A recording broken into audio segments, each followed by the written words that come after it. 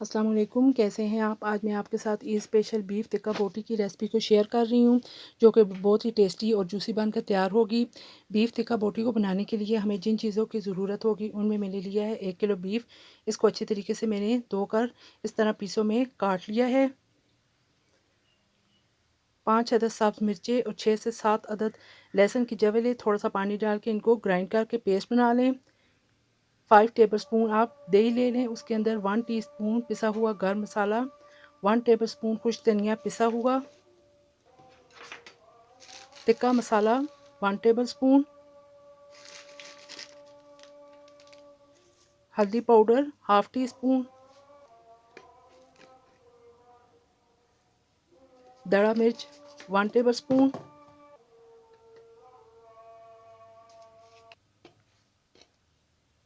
नमक 1 टीस्पून, पिसी हुई काली मिर्च हाफ टी स्पून, कश्मीरी लाल मिर्च हाफ टी स्पून। ये तमाम चीज़ें डालकर अच्छा सा आपने पेस्ट तैयार कर लेना है। लहसुन और सब्ज़ मिर्चें इस तरह ग्राइंड करके आपने गोश्त के ऊपर डाल देना है, और जो हमने पेस्ट भी तैयार किया था वो भी आपने गोश्त के अंदर मिक्स कर देना है। 2 चुटकी बेकिंग पाउडर आप इस तरीके से गोश्त के ऊपर डाल दें। ये तमाम चीज़ें आपने डालकर अच्छे तरीके से इसे मिक्स कर लेना है। 2 चुटकी के बराबर ऑरेंज फूड कलर भी शामिल कर दें।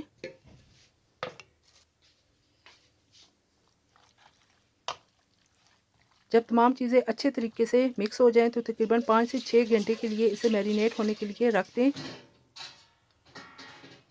ये देखिए जी, तकरीबन 6 घंटे गुजर चुके हैं। अब इन बोटियों को आपने सीख के ऊपर लगा लेना है। ये देखें जी, मैंने तकरीबन एक सीख पर 5 बोटियां लगा ली हैं, और कोयलों को दहकने के लिए रख दें। जब अच्छे तरीके से कोयले दहक जाएं और उनके अंदर आग ख़त्म हो जाए तो धीमी आंच पर आपने इन सीखों को अच्छे तरीके से पकाना है। ये देखिए जी, बिल्कुल धीमी आंच पर इस तरीके से पकाना है। जब इनका एक तरफ से कलर चेंज हो जाए तो आपने साइड उल्टा देनी है, और ब्रश की मदद से थोड़ा थोड़ा ऊपर से कुकिंग ऑयल भी लगाना है। बहुत ही अच्छी सी खुशबू आ रही है।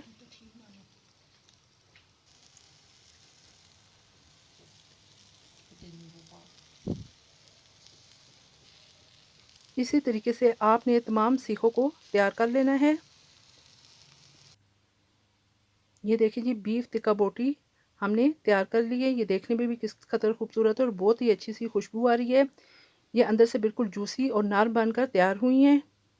आपने भी इसी तरीके से बनाना है और मुझे कमेंट बॉक्स में अपनी राय से आगाह करना है कि आपको मेरी ये रेसिपी कैसी लगी है।